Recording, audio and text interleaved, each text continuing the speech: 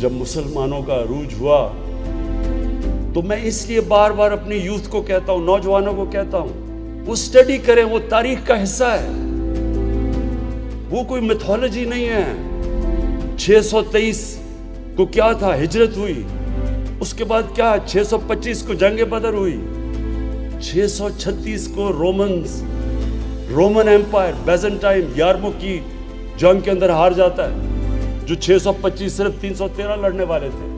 11 سال کے بعد رومن ایمپائر گر جاتا ہے، 12 سال کے بعد پرشین ایمپائر ان کے سامنے گر جاتا ہے۔ تاریخ کا حصہ ہے۔ کیا تھا وہ انقلاب؟ وہ عرب جن کو پوچھتا کوئی نہیں تھا، 2 سپر پاورز تھی، ایک طرف پرشین ایمپائر، دوسری طرف رومن ایمپائر، وہ کیا چیز انہوں نے کی کہ دنیا کی تاریخ بدل گئی؟ اور ایسا سارے سائنسدان مسلمان سب سے عظیم دنیا کی قوم بن گئی۔ اللہ قرآن میں کہتا ہے کہ نبی صلی اللہ علیہ وسلم کی زندگی سے سیکھو، ان کی سنت پہ چلو، ان کی سنت پہ جو انسان چلے گا وہ بڑا انسان بن جائے گا، کیونکہ ان سے بڑا انسان کبھی آیا ہی نہیں ہے دنیا میں، نہ آ سکتا ہے۔